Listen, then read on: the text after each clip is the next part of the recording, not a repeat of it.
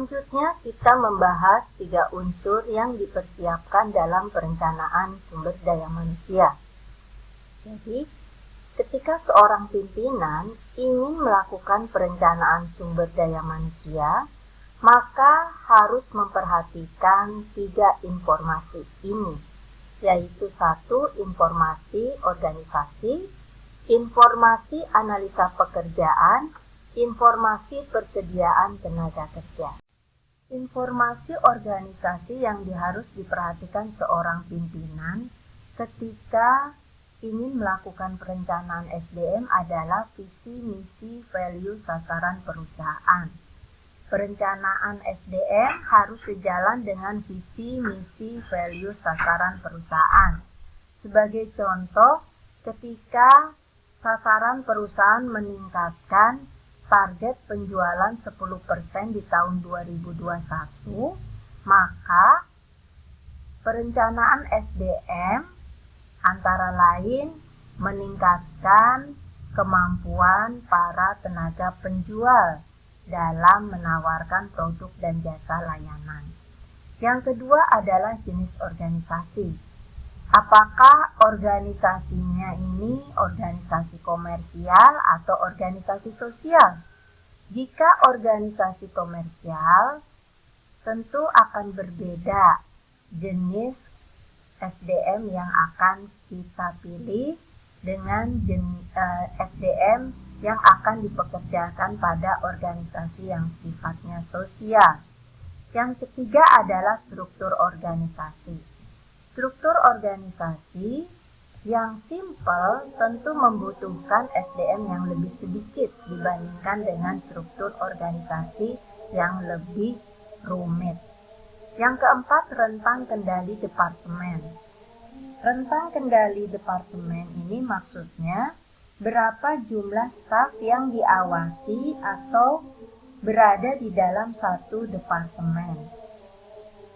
Semakin besar jumlah staf yang harus diawasi oleh pimpinan dalam suatu departemen, maka tentu akan mempengaruhi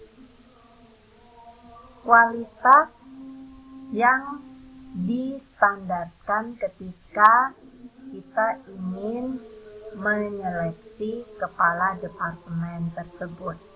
Kemudian selanjutnya kepemimpinan organisasi. Nah, apakah kepemimpinan itu sifatnya kepemimpinan individu atau kepemimpinan kolektif? Yang keenam adalah jumlah karyawan yang berada di level manajerial dan operasional. Nah, ini akan mempengaruhi perencanaan SDM. Apakah kita ingin merekrut yang level manajerial atau yang level operasional? Level manajerial itu mulai dari supervisor, manager, general manager. Sementara level operasional adalah tenaga-tenaga staf pelaksana. Seperti contohnya kalau di restoran itu adalah waiter, waitress, di front office contohnya adalah resepsionis, lalu di housekeeping contohnya adalah housekeeper. Dan yang terakhir adalah jenis wewenang. Ya, jenis wewenang pada setiap departemen, pada setiap level. Unsur kedua yang harus dipahami oleh pimpinan sebelum melakukan fungsi perencanaan SDM terkait informasi analisa pekerjaan, yaitu 1. Job description atau uraian pekerjaan, kedua job specification atau spesifikasi pekerjaan, ketiga job evaluation atau evaluasi pekerjaan, lalu yang keempat job enrichment atau pengayaan pekerjaan, kelima job enlargement atau perluasan pekerjaan, dan terakhir work simplification atau simplifikasi pekerjaan. Kita akan kupas tentang job description atau yang dikenal dengan deskripsi pekerjaan. Deskripsi pekerjaan berisi tugas dan tanggung jawab suatu pekerjaan tertentu. Seperti misalnya tugas dan tanggung jawab seorang resepsionis, tugas dan tanggung jawab seorang waiter, tugas dan tanggung jawab front office department. Selanjutnya, suatu pekerjaan selain ada uraian pekerjaan, juga ada ditetapkan persyaratan pekerjaannya. Persyaratan pendidikan, misalnya minimal diploma 4 perhotelan. Pengalaman, misalnya memiliki pengalaman sebagai seorang registration officers atau resepsionis di hotel bintang 3. Persyaratan fisik, penampilan yang bersih. Persyaratan mental, sifat sabar yang diperlukan oleh seorang waiter atau waitress misalnya. Kemudian ada rentang kendali pengawasan nggak atau supervisi. Kalau seorang waiter atau waitress tentunya tidak perlu mengawasi pekerjaan orang lain. Tapi kalau kita bicara tentang captain, maka captain itu memiliki staff. Nah, rentang pengawasan dari captain ini berapa waiter atau waitress?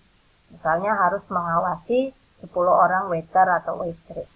Semakin banyak staf yang diawasi, maka rentang kendali supervisinya semakin besar. Lalu kondisi kerja, apakah kondisi kerjanya harus duduk, berdiri, atau dalam ruang ber-AC, atau di luar ruangan. Analisa pekerjaan yang berikutnya adalah job evaluation atau evaluasi pekerjaan. Nah, dalam evaluasi pekerjaan akan dilihat berat ringannya pekerjaan, kemudian resiko pekerjaan itu seperti apa. Nah, kemudian gaji yang perlu diberikan untuk pekerjaan tertentu itu berapa. Analisa pekerjaan berikutnya adalah job enrichment atau pengayaan pekerjaan. Pengayaan pekerjaan dilihat dari jumlah tugas-tugasnya. Kita lihat pada gambar yang pertama. Di sini pekerjaan yang sebelumnya, ya, pekerjaannya ini hanya seperti ini. Nah, tidak terlalu banyak ya. Kemudian orang tersebut mendapat job enrichment. Nah, di sini kita lihat yang tadinya pekerjaannya ini hanya seperti ini, kecil ya. Kemudian tanggung jawabnya menjadi lebih besar. Nah, ini yang dimaksud dengan job enrichment. Jadi, adanya penambahan jumlah pekerjaan dan peningkatan level pekerjaan. Ada lagi yang disebut dengan job enlargement. Kalau job enlargement itu lebih banyak tugas, namun tanggung jawabnya masih sama. Jadi hanya jumlah tugasnya saja yang bertambah, tapi wewenang dan tanggung jawabnya tetap sama.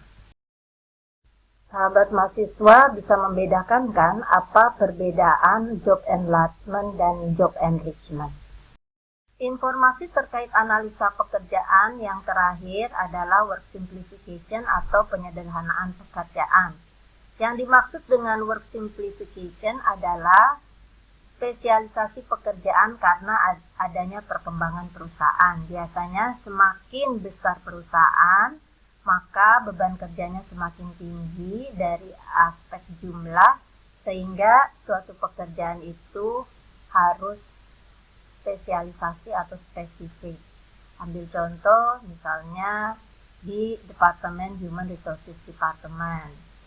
Nah, kalau seandainya sebelumnya rekrutmen dan bagian pelatihan itu dikerjakan oleh satu orang, maka ketika terjadi spesialisasi pekerjaan, maka ditunjuklah satu orang yang khusus menangani rekrutmen dan satu orang yang khusus menangani bagian pelatihan.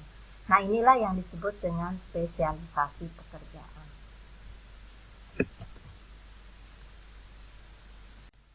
Unsur yang ketiga yang harus dipersiapkan dalam melaksanakan fungsi perencanaan tenaga kerja atau perencanaan sumber daya manusia adalah informasi terkait persediaan tenaga kerja.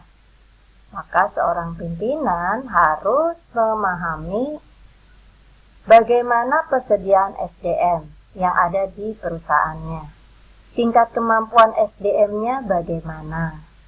Umur, pendidikan, dan penyebaran SDM-nya bagaimana?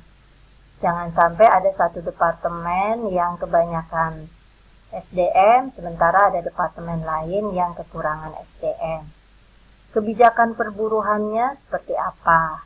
Lalu upah minimum regional atau kompensasinya seperti apa?